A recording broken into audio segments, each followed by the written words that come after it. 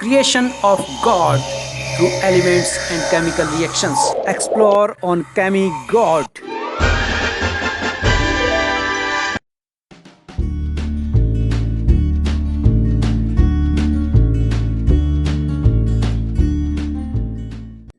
Welcome on my channel Chemi God. और इस video में मैं 9th का पहला चैप्टर आपको पढ़ा रहा हूँ।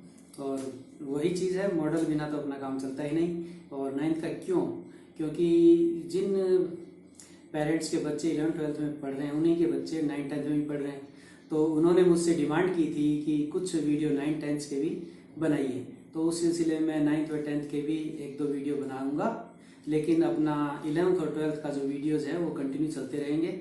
और 11th और 12th के वीडियो के बारे में कई लोगों ने कहा है कि आप प्रतिदिन रोज़ एक वीडियो डालिए। तो देखिए भैया, जहाँ पर क्वालिटी अगर आपको चाहिए तो क्वांटिटी कम रहेगी, तो इससे आपको एकोमोडेट करना पड़ेगा, पर डेफिनेटली आपको धीरे धीरे सब कुछ मिलता रहेगा। और हाँ, आपकी डिमांड ये ज़रूर पूरी करूँगा, थोड़ा स्पीड बढ़ाऊँगा, क्योंकि हमेशा ही 3D ऑब्जेक्ट्स यूज़ नहीं होते हैं। तो चलिए देखते हैं 9th क्लास का पहला chapter, matter in our surroundings. Class 9th, Unit 1st.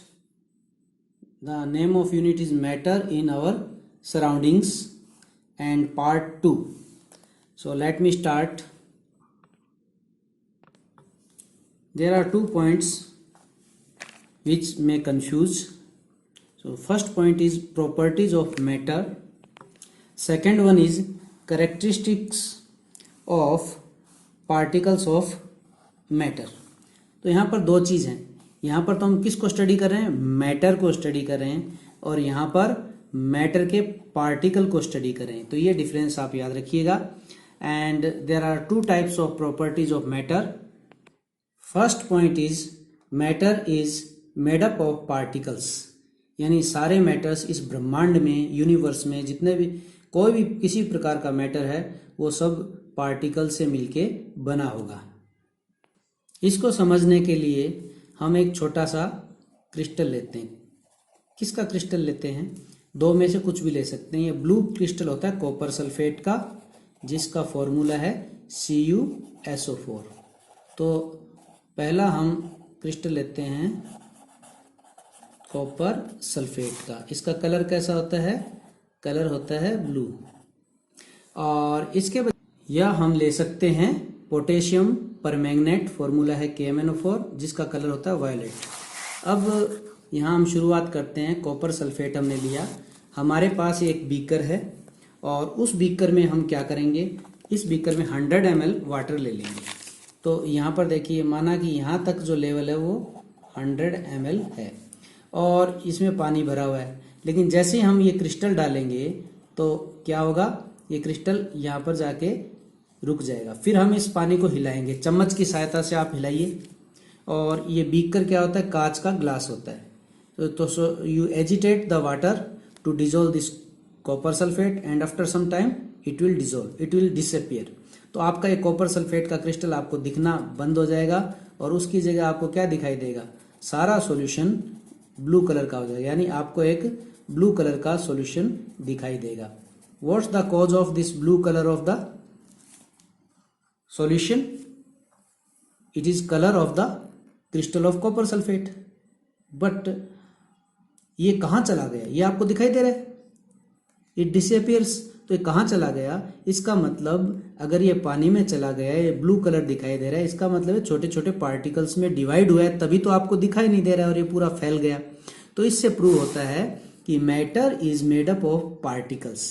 तो इसको आप दूसरे और भी कर सकते हैं। इसमें एक नमक यानी सोडियम क्लोराइड यानी कॉमन सॉल्ट या टेबल सॉल्ट भी कहते हैं उसे, उसका एक क्रिस्टल ले लीजिए छोटा सा, उसको डिजोल्व कीजिए, और शेक करने के बाद, एजिटेट करने के बाद वो डिजोल्व हो जाएगा। आप देखिए, पानी को टेस्ट कीजिए, वो आपको सॉल्टी यानी नमकीन नज़र आएगा, स्वाद आएगा उसका। तो वो नमकीन क्यों स्वाद आएगा? और वो पार्टिकल जो छोटा क्रिस्टल कहाँ गायब हो गया? क्योंकि वो पानी में फैल गया। फैल गया मतलब वो छोटे छोटे पार्टिकल्स में बटा है। तो यहीं पर हमारी बात वापस प्रूव हो जाएगी कि matter is made up of particles. अब दूसरा पॉइंट है कि ये पार्टिकल्स कितने स्मॉल होते हैं। Second point is particles of matter are extremely small beyond our imagination, कि जो मैटर के पार्टिकल होते हैं वो बहुत बहुत बहुत बहुत छोटे होते हैं, और कितने छोटे होते हैं ये हम कल्पना नहीं कर सकते। इसके लिए फिर एक एक्सपेरिमेंट देखते हैं। तो इस सेकेंड पॉइंट को प्रूव करने के लिए हम क्या करते हैं, हम ये जो सॉल्यूशन बनाया है इसमें से 10 ml सॉल्यूशन इस मेजरिंग सिलेंडर से हम मेजर कर लेते हैं। तो यहाँ तक हमने ये जो सॉल्यूशन ब्लू कलर का सॉल्यूशन 10 ml ले लिया और इस सॉल्यूशन को दूसरे बीकर में डाला। तो हमने इस मेजरिंग सिलेंडर से इस बीकर में ये वाला सॉल्यूशन डाल दिया। कितना डाला? 10 ml। और बाकी इसमें क्या डाला हमने? पानी डाला, water. 10 ml solution plus water. Water कितना डाला? आप देखिए 10 ml टोटल 100 ml करना है तो वाटर हो जाएगा 90 ml। तो 90 ml यहाँ तक भर दिया और ये पूरा नया सॉल्यूशन बन गया। लेकिन इस बार एक अंतर दिखाई देगा कि यहाँ पर आपको जो ब्लू कलर ज़्यादा दिखाई देगा और यहाँ पर ब्लू कलर फेड हो गया। Blue colour is faded because the percentage of copper sulphate is here 10%, 10 times dilute as compare to this solution. इसमें से हमने जो 10 ml लिया तो टोटल कितना है? 100 ml। कितना गुना है यहाँ से? 10 गुना हमारा डाइल्यूट हो चुका है। तो यहाँ पर हम लिख देते हैं 10 टाइम्स डाइल्यूट। ओके, अब हम क्या करते हैं? सेम प्रोसेस दोहराते हैं। एक मेजरिंग सिलेंडर लेंगे। तो इस सेकंड वाले सॉल्यूशन से हमने 10 ml मेजरिंग सिलेंडर में भरा और इसमें खाली कर दिया। तो कितना आया? यहाँ पर हमने इतना, हमें पता है इतना कितना था? 10 ml होता है। और बाकी क्या किया? इसमें वाटर फिलअप कर दिया। कितना तक? 100। ये 100 ml तक हमने वाटर भर दिया। तो ये थोड़ा सा और डाइल्यूट हो गया और फेडेड हो गया, लेकिन हमें ब्लू कलर अभी भी दिखाई दे रहा है। ऐसे ही हमने वापस क्या काम किया, पर उससे पहले देख लीजिए कि यहाँ पर 10 टाइम्स डाइल्यूट हुआ है और फर्दर हमने 10 ml लेके 90 ml वाटर डाल दिया। इसका 10 ml लिया, 90 ml वाटर डाल दिया। तो यहाँ पर भी 10 टाइम्स डाइल्यूट हो गया। लेकिन अगर यहाँ से देखें, इसका 10 टाइम्स यहाँ डाइल्यूशन है, इसका 10 टाइम्स यहाँ है। तो टोटल कितना डाइल्यूशन हो गया? 100 टाइम्स डाइल्यूट हो गया, है ना। अब क्या करेंगे? वापस इसमें से 10 लेंगे। तो यहाँ पर 10 ml फिलअप किया और इसमें कितना? वापस 90 ml वाटर हमने डाल दिया। तो इस बार कितना है? फर्दर 10 टाइम्स डाइल्यूट हो गया। तो टोटल फर्स्ट बीकर का कितना हो गया? 1000 टाइम्स डाइल्यूट हो गया। और नेक्स्ट देखें, फिर इससे हमने कितना लिया? 10 ml। 10 ml लेके इसमें ऐड कर दिया। यहाँ पर हमने 10 ml ले लिया और टोटल कितना करना है अपने को? 100 ml। तो यहाँ पर अब क्या है कि और भी डाइल्यूट हो गया। तो यहाँ पर आपको बहुत ज़्यादा गहरा नीला डार्क ब्लू दिखाई दे रहा था, फिर फेडेड होता होता अभी भी हमें ये यहाँ पर ब्लू कलर दिखाई दे रहा है। और ये कितना है? 1000 टाइम्स। यहाँ पर कितना हो गया? 10 और 10 टाइम्स और कर लीजिए तो 10,000 टाइम्स डाइल्यूट हो गया। तो अब देखिए कि जब ये एक छोटा सा क्रिस्टल था, छोटा सा पार्टिकल था, और वो उसको हमने कितने टाइम्स डाइल्यूट कर लिया? 10,000 टाइम्स डाइल्यूट कर लिया, तभी भी हमें वो दिखाई दे रहा है। यानी इसमें जितने पार्टिकल्स थे, सोचिए 10,000 गुना हमने उसको कम कर दिया। इसका 10,000वां हिस्सा लिया है, तभी भी हमें ये ब्लू कलर दिखाई दे रहा है। इसी प्रकार से हम फर्दर करें तो ब्लू कलर ये हमें दिखाई देगा। यानी लाख, 10 लाख, जो भी इसका 10 लाखवां हिस्सा होगा तो भी ब्लू कलर दिखाई देगा। यानी पार्टिकल अभी भी एग्जिस्ट कर रहे हैं। तो इसका मतलब अगर 10 लाखवां हिस्सा हमें दिखाई दे रहा है, इसका मतलब इसमें कम से कम 10 लाख पार्टिकल्स होंगे।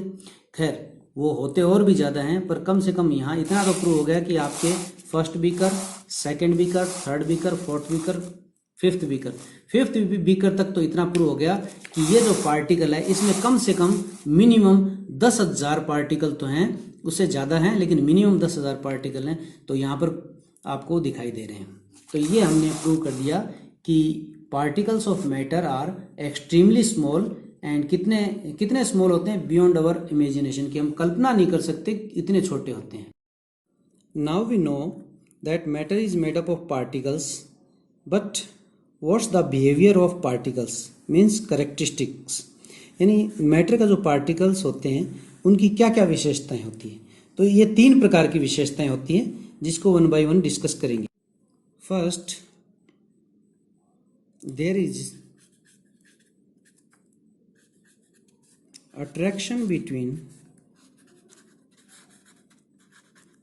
attraction or attraction force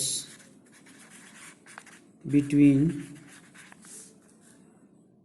particles of matter.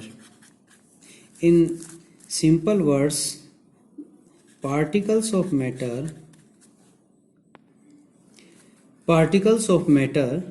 attracts each other, यानी मैटर के जो भी पार्टिकल्स हैं जितने भी हैं वो एक दूसरे को आकर्षित करते हैं. अब ये कैसे करते हैं एग्जाम्पल से समझते हैं. अब ये देखिए आपके पास सामने एक स्केच पेन है, मैं इसको खींच रहा हूँ, बहुत जोर लगा लिया, बहुत जोर. I am applying force on this sketch pen to the opposite side. ये देखिए ये कुछ लंबा नहीं हुआ, बिल्कुल इसके फर्क नहीं पड़ा. इसका मतलब ये जो प्लास्टिक है इसके पार्टिकल्स एक दूसरे को अट्रैक्ट करते हैं. और जो अट्रैक्शन की मात्रा है सॉलिड लिक्विड गैस में अलग अलग होती है, वो हम आगे डिस्कस करेंगे. सेकेंड पॉइंट है particles of matter have space between them, यानी मैटर पार्टिकल के बीच में स्थान होता है. ये कैसे प्रूव करें. ये पहला वाला एग्जाम्पल ही ले लेते हैं कि जैसे नमक है sodium chloride, when we dissolve sodium chloride और copper sulphate into water it dissolves, it disappears. तो ये गायब हो जाता है. इसका मतलब कहाँ चला जाता है, वाटर पार्टिकल्स के बीच में चला जाता है. तो यहाँ से प्रूव होता है कि वाटर पार्टिकल्स के बीच में स्पेस होता है. अगर वाटर पार्टिकल्स के बीच में स्पेस नहीं होता तो ये कॉपर सल्फेट या सोल्ट इसके अंदर गायब नहीं होता. जैसे हम ये टाइल है, यहाँ पर टाइल में अगर नमक यहाँ पर रख दें कॉपर सल्फेट तो इसके अंदर नहीं जाएगा क्योंकि यहाँ पर स्पेस बहुत कम है. तो ये बात अलग है जिसको डिटेल में डिस्कस करेंगे कि स्पेस कहाँ कम होता है और कहाँ ज़्यादा होता है, पर होता है. नेक्स्ट पॉइंट है particles of matter are continuously moving. तो इसके लिए हम एग्जाम्पल देते हैं. इसके कई एग्जाम्पल दे सकते हैं कि अगर आपके पास एक गार्डन है और आप उस गार्डन के पास से गुजर रहे हैं और उस गार्डन में कोई फूल उग रहा है, जैसे गुलाब का फूल है, तो आप अगर बहुत दूर खड़े हैं तो आपको क्या होगा, उसकी स्मेल तुरंत आ जाएगी. तो वो स्मेल क्यों आ रही है आप तक, क्योंकि स्मेल के पार्टिकल यहाँ से रवाना होके आपके नाक तक पहुँच रहे हैं. इससे प्रूव होता है कि स्मेल के पार्टिकल मूव कर रहे हैं. ऐसे ही आप इंसेंस स्टिक है, यानी क्या, अगरबत्ती या धूप बत्ती जो जलाते हैं, जैसे ही उसको हम जलाते हैं तो जैसे ये जलने लगती है तो इसकी स्मेल भी, कमरे के आप दूसरे कॉर्नर पर खड़े हैं फिर भी आपको स्मेल आ जाती है. इसका मतलब यहाँ से ही पार्टिकल मूव किए और आपकी नाक तक पहुँचे. तीसरा एग्जाम्पल है जो पहले वाला ही है कि अगर हम यहाँ पर कॉपर सल्फेट का क्रिस्टल या कुछ भी डिजोल्व करते हैं तो यहाँ पर हम छोड़ देते हैं, अगर इसको हम हिलाएं नहीं तो क्या होगा, थोड़ी देर में 10-15 मिनट से लेकर आधे घंटे बाद ये पूरा सॉल्यूशन कलर्ड हो जाए. इसका मतलब कॉपर सल्फेट का क्रिस्टल यहाँ से उसके पार्टिकल्स धीरे धीरे पानी में फैल गए. तो इससे प्रूव होता है कि particles are mobile. States of matter, perhaps you are aware of 3 states of matter, that is solid, liquid and gas. तो मैटर की 3 स्टेट्स होती हैं, आपको पता है, ठोस, द्रव और gas. But there are 2 more states of matter. One is Bose-Einstein condensate. In 1920 physicist Satyendra Nath Bose had done some calculation, and on the basis of those calculations Albert Einstein predicted new state of matter which was called as Bose-Einstein condensate, BEC, Bose-Einstein condensate. तो इनकी calculation के आधार पर Einstein ने, बोस की calculation के आधार पर Einstein ने जो फॉर्म बताई मैटर की, वो फोर्थ फॉर्म है। और कैसे बनती है? It is formed by cooling of a gas of low density to the super low temperature. हम एक बहुत लो डेंसिटी की गैस लें और उसको सुपर लो, बहुत बहुत कम टेम्परेचर पर लाएं, तो बोस-आइंस्टीन कंडेंसेट ये मैटर की जो फोर्थ स्टेट फॉर्म होती है। और एक और स्टेट है प्लाज्मा। तो ये क्या है? Plasma is mixture of free electrons and ions, occurs naturally in the stars. तो ये क्या होता है? आपको पता है जो एटम किसका बना होता है? एटम के बीच में तो होते हैं प्रोटॉन्स एंड न्यूट्रॉन्स, जो डिटेल में हम पढ़ेंगे। और बाहर ऐसे सर्कुलर पाथ में चक्कर काटते रहते हैं इलेक्ट्रॉन्स। तो इस तरह से जो इलेक्ट्रॉन होते हैं वो बाहर निकले आए और बचा हुआ हिस्सा वो आयन कहलाता है। तो इस तरह के मतलब हमने क्या किया, एटम की बना ली चटनी पीस पीस के, तो वो है प्लाज्मा। और ये किस टेम्परेचर पे होता है? ये करता है वेरी हाई टेम्परेचर पर एग्जिस्ट करता है। और इतना हाई टेम्परेचर हमें कहाँ मिलता है? सिर्फ स्टार्स में। तो जो नेचुरली अकरिंग स्टार्स है, जैसे हम सूर्य भी हमारा जो सोलर सिस्टम का आधार है, वो भी एक स्टार है, तारा है।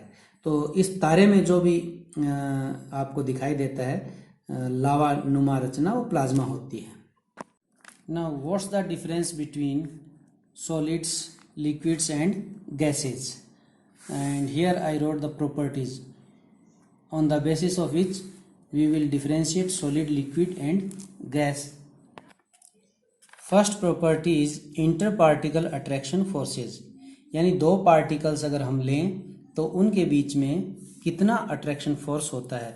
तो सॉलिड में तो बड़ा स्ट्रॉन्ग होता है, लिक्विड में वीक होता है और गैसियस पार्टिकल्स में नेग्लिजिबल होता है। और इसको हम कंपेयर कर सकते हैं कि स्पेस बिटवीन पार्टिकल्स। तो यहाँ पर सॉलिड्स में होता है नेग्लिजिबल। देखिए यहाँ पर inter particle attraction force gases में नेग्लिजिबल था और स्पेस उनमें लार्ज है। तो देखिए ऑब्वियस है कि अगर inter particle attraction force strong होगा तो वो एक पार्टिकल्स एक दूसरे के बहुत पास पास होंगे, इसलिए उनमें स्पेस नेग्लिजिबल होगा। एग्जाम्पल से आपको आराम से समझ में आएगा कि देखिए सॉलिड पार्टिकल्स हैं तो एक दूसरे से बड़े स्ट्रॉन्गली, अट्रैक्शन फोर्स कितना बड़ा स्ट्रॉन्ग है, इसलिए उनमें जो स्पेस है वो बहुत कम है, न के बराबर चिपे हुए हैं, तो ये थोड़ा सा मिनिमम स्पेस है।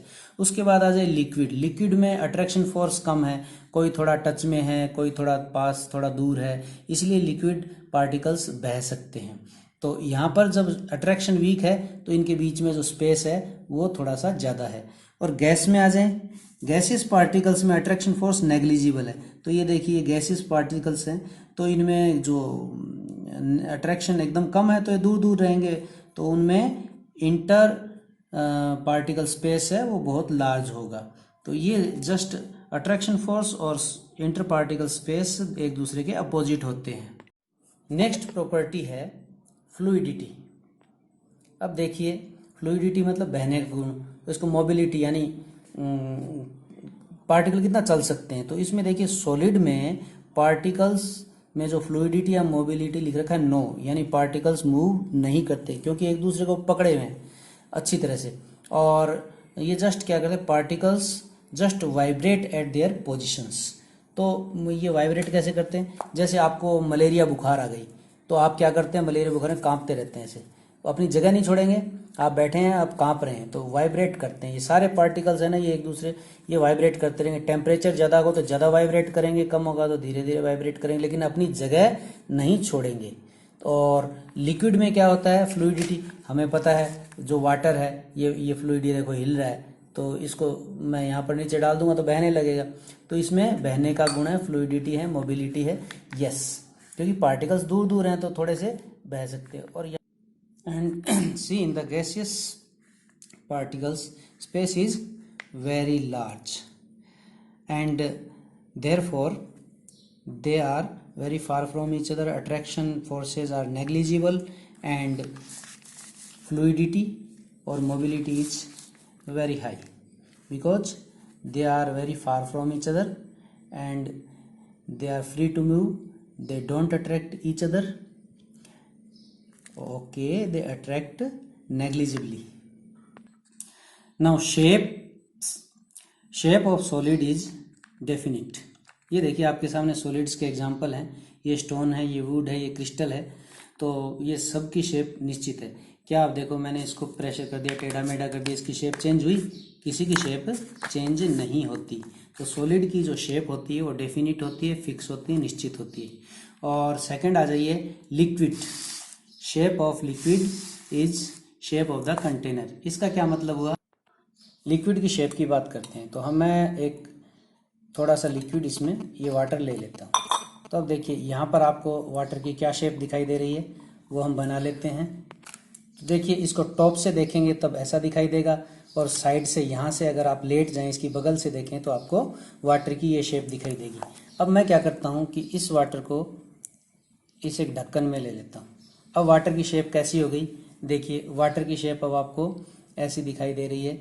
ये ढक्कन का निचला हिस्सा है, ओके, और ऊपर वाला नहीं बनाते जितने में वाटर भरा हुआ है, ये इतने में वाटर भरा हुआ है। तो वाटर की शेप देखिए कैसी हो गई, यहाँ से ऊपर से गोल और ये एक सिलेंड्रिकल शेप हो गई। अब इस वाटर को मैं इस टेस्ट ट्यूब में डालता हूँ तो देखिए अब वाटर की आपको कैसी शेप दिखाई दे रही है। थोड़ी ये सिलेंडर चौड़ा था, अब सिलेंडर थोड़ा लंबा हो गया, तो वाटर की शेप अब चेंज हो गई। तो तीन तरह की आपने शेप देखी। इसको किसी और में फिलअप कर दीजिए तो वाटर की शेप किसकी शेप होती है? जो कंटेनर होता है। ये कंटेनर था, इसकी शेप थी, इसमें डाला तो इसकी शेप थी, इसमें डाला तो इसकी शेप थी। तो लिक्विड की शेप वही होती है जो कंटेनर की शेप होती है। अब बात करते हैं शेप तीसरी थर्ड गैस की। तो गैस की कोई शेप नहीं होती। यहाँ पर देखिए no definite shape of gas. इसको भी हम एक एग्जाम्पल से समझते हैं। तो यहाँ पर देखिए हमने एक एपरेटस लिया है, इसमें दो कंटेनर हैं और दोनों एक ट्यूब के द्वारा जुड़े हुए हैं और ट्यूब के बीच में एक नोब लगी है जिससे इसको खोल बंद कर सकते हैं। यहाँ से क्या करते हैं हम, इसमें गैस भरी हुई है, जो भी गैस है, हवा भरी हुई मान लीजिए या कोई पर्टिकुलर गैस भरी हुई, हम इसके यहाँ पर कॉर्क लगा देते हैं, इसको किसी भी तरीके से बंद कर देते हैं। अब यहाँ पर ये गैस भरी हुई है और यहाँ नोब है, और इस चैम्बर में क्या करते हैं, वैक्यूम पंप जो कि सक करता है, खींचता है अपनी तरफ, उससे ये सारी गैस बाहर निकाल लेते हैं और यहाँ पर जो नोब लगी हुई है उसको बंद कर देते हैं। तो अब यहाँ पर क्या हो गया, यहाँ पर हमारे वैक्यूम है, क्या है, वैक्यूम है। अब क्या होगा, जैसे ही मैं इस नोब को खोलता हूँ ये सारे गैस के पार्टिकल धीरे धीरे इधर आने लगते हैं। कितने आएंगे? धीरे धीरे धीरे धीरे इधर आ जाएंगे। अब आधे आधे 50-50 इसमें बंट जाएंगे। ठीक है, काउंटिंग मैं नहीं कर रहा हूँ, रफली आपको समझाने के लिए मैंने लगभग रफली आधे पार्टिकल इधर रख दिए, आधे उधर रख दिए। अब ये देखिए, अब यहाँ पर जो हम बात कर रहे थे, किसकी बात कर रहे थे कि shape of solid liquid gases. तो गैसेस में क्या लिखा था, नो डेफिनिट शेप। तो आप देखिए शेप गैस की क्या थी, इस कंटेनर की शेप थी, वो गैस की शेप थी। अब गैस की शेप मतलब पहले गैस की शेप कैसी थी, मैं छोटा सा बनाऊं कि पहले गैस की शेप आप 2D में ऐसे देख सकते हैं।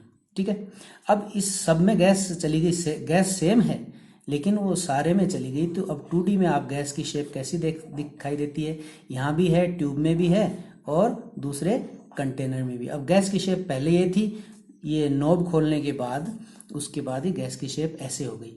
यानी गैस की कोई निश्चित शेप नहीं होती। हमने पानी डाला था तो पानी की शेप निश्चित थी, कंटेनर की शेप थी, लेकिन यहाँ पर अब आप इसको ओपन कर दीजिए तो गैस एक और कंटेनर जोड़ दीजिए, इसमें बड़ा कंटेनर होता तो उसमें भी फैल जाती। लेकिन क्या होता है कि लिक्विड का वॉल्यूम फिक्स होता है और गैस का वॉल्यूम फिक्स नहीं होता। तो ऐसा इसलिए होता है कि वॉल्यूम सॉलिड का डेफिनिट होता है। जैसे आप देखिए ये सॉलिड का जो वॉल्यूम है ये डेफिनिट है, शेप और वॉल्यूम दोनों डेफिनिट है, इसका वॉल्यूम चेंज नहीं होता। जितना वॉल्यूम है इसकी लंबाई चौड़ाई ऊंचाई सब फिक्स है, और इसकी जो भी कैसे भी आप इसका वॉल्यूम मेजर कीजिए, आप देखिए इसका वॉल्यूम फिक्स ही रहेगा, चेंज नहीं होगा सॉलिड के केस में। और लिक्विड के केस में आप देखते हैं, देखिए वॉल्यूम फिक्स है, ऐसा नहीं कि वॉल्यूम है ये स्ट्रेच वगैरह बर की तरह और ये इतना यहाँ इतने वॉल्यूम की बजाय ये पानी यहाँ तक पहुँच गया, ऐसा नहीं होता। हाँ, आपने गैस यहाँ पर रख रखी है, उसको यहाँ पर बंद कर रखा है, और जैसे ही आप उसको यहाँ से हटाएंगे तो ये गैस क्या है कि पूरी टेस्ट ट्यूब में फैल जाएगी। तो गैस का वॉल्यूम पहले इतना था, फिर और बढ़ गया। तो गैस की कोई सीमा नहीं होती, no definite volume of gas. और वॉल्यूम के फिक्स होने का कारण होता है इंटरमोलिकुलर फोर्सेज। इसमें इंटरमोलिकुलर फोर्सेज जो सॉलिड में है बड़े स्ट्रॉन्ग होते हैं, तो ये पार्टिकल को एक दूसरे आपस में पकड़े रखते हैं, हिलने नहीं देते हैं।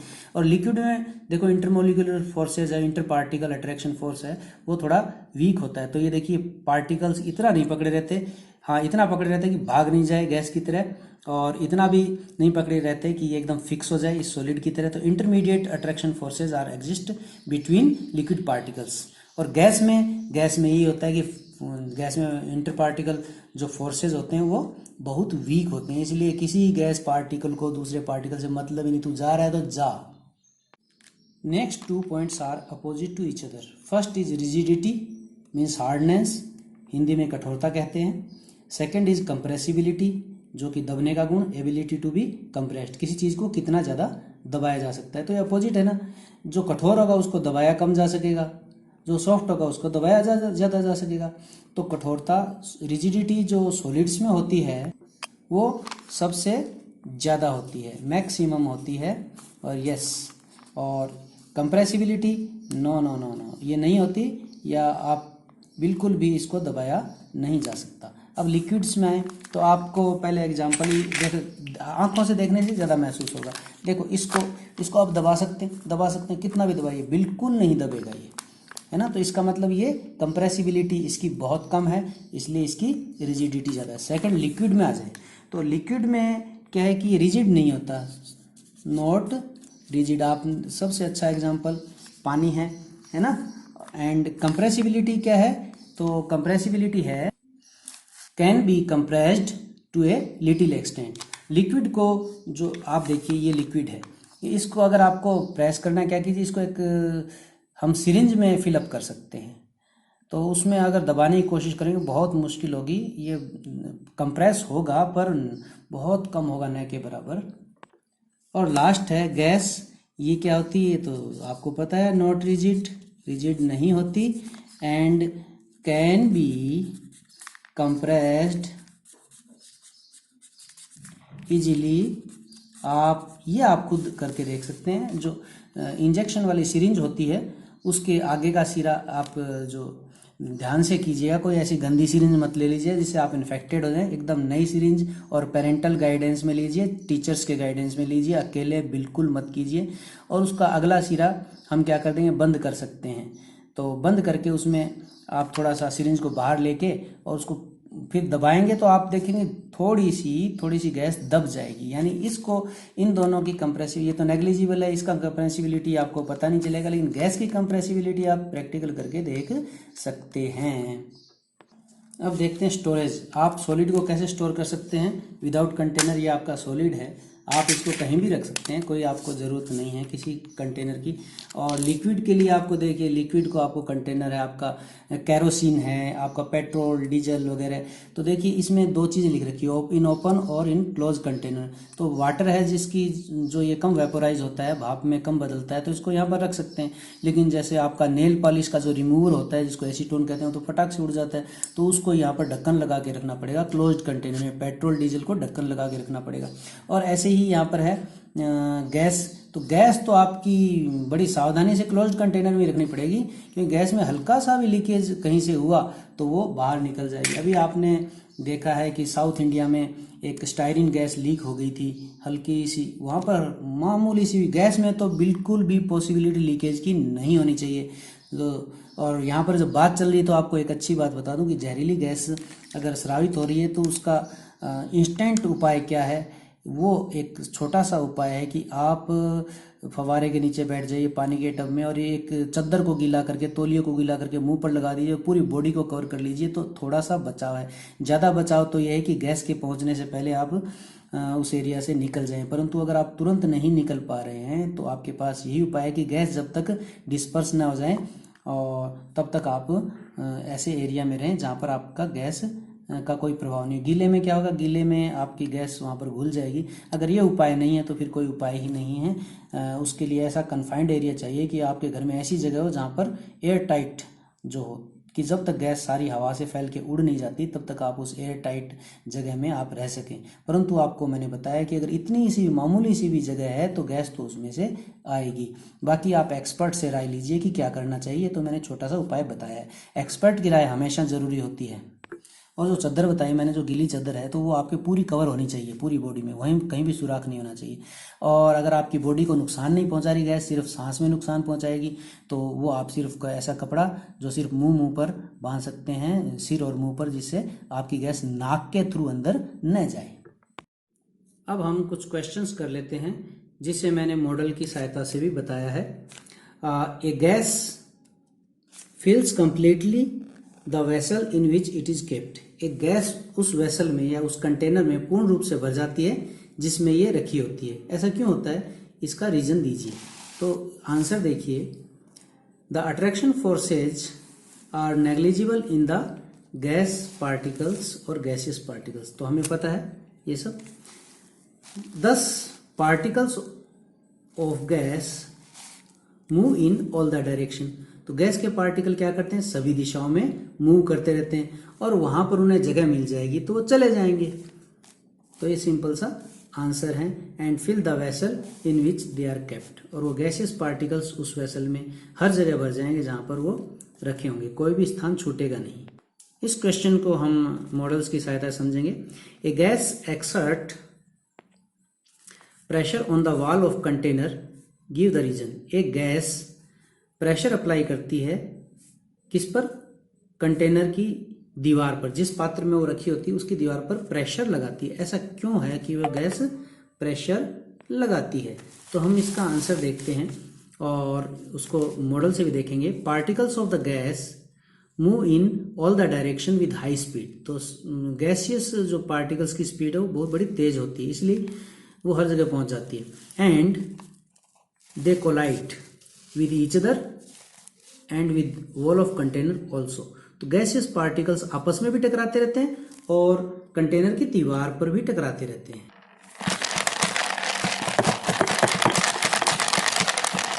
अभी माने गैसियस पार्टिकल्स थे तो ये कैसे कर रहे थे, आपस में भी टकरा रहे थे और कंटेनर की दीवारों पर भी टकरा रहे थे।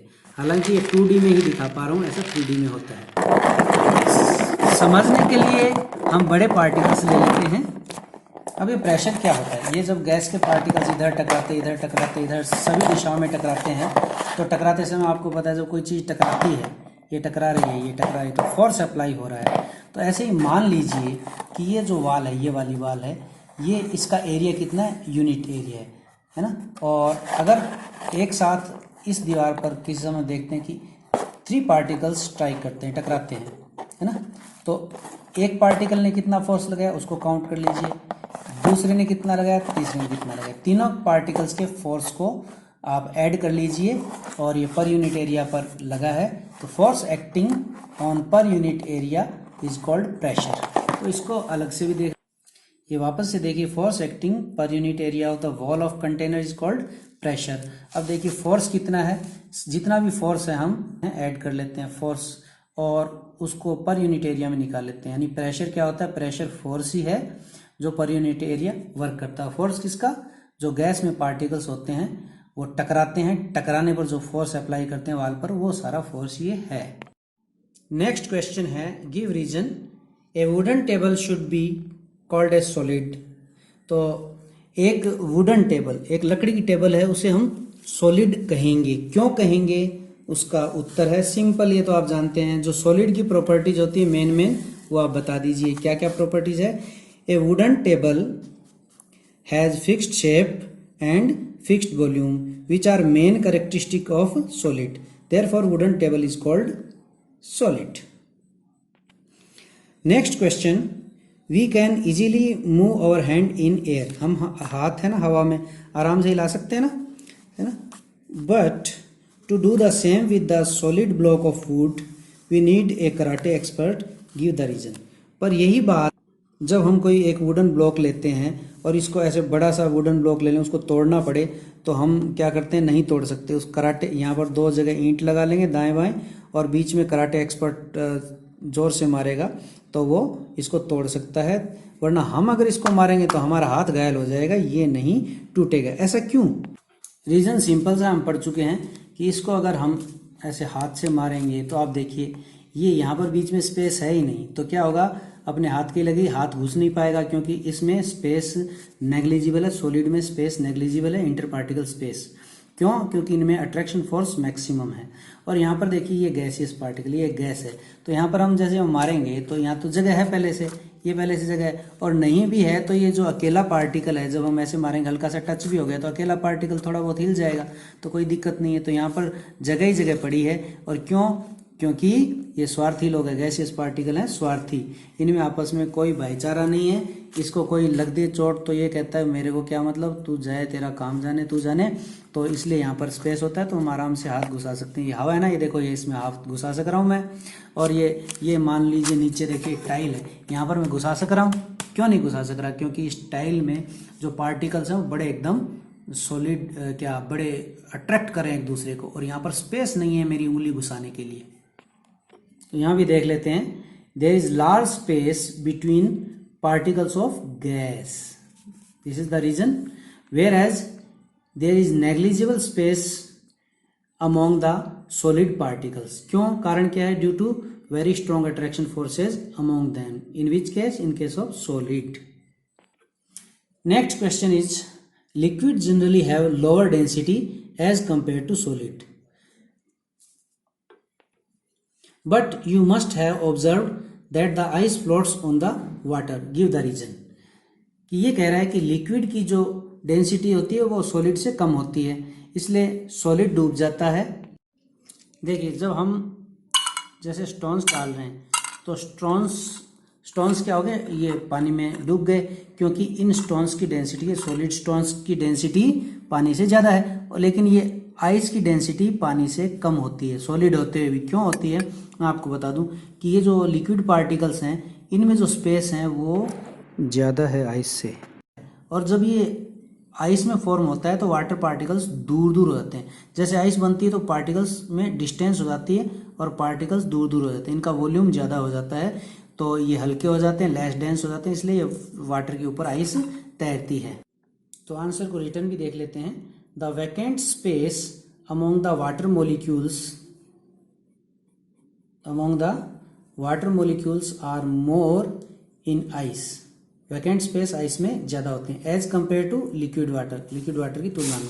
तो देखिए डेंसिटी जो आइस की वो कम क्यों होती है? डेंसिटी हमें पता है, density is equal to mass by volume, है ना। तो यहाँ पर देखिए ऊपर न्यूमरेटर में मास की वैल्यू यहाँ बढ़ाते जाएंगे तो डेंसिटी की वैल्यू ज़्यादा आएगी। तो when mass is more density is more. And volume का देख लीजिए, अगर वॉल्यूम डिनोमिनेटर में वॉल्यूम की वैल्यू बढ़ाएंगे तो क्या होगा? डेंसिटी कम होगी। तो देखिए volume is more than density is less. तो यहाँ पर देख लेते हैं कि ये वाटर पार्टिकल्स हैं जो पास पास होते हैं। मैं आइस का पूरा स्ट्रक्चर तो नहीं बताऊंगा, 11th में डिटेल में बढ़िया से पढ़ेंगे, सिर्फ सिंबॉलिकली बता देता हूँ कि वाटर में वाटर पार्टिकल्स पास पास होते हैं और आइस में वाटर पार्टिकल्स दूर दूर होते हैं। तो लेस डेंस, ये लेस डेंस हो जाती है, इसलिए लेस डेंस होने के कारण आइस जो वाटर पर फ्लोट करती है।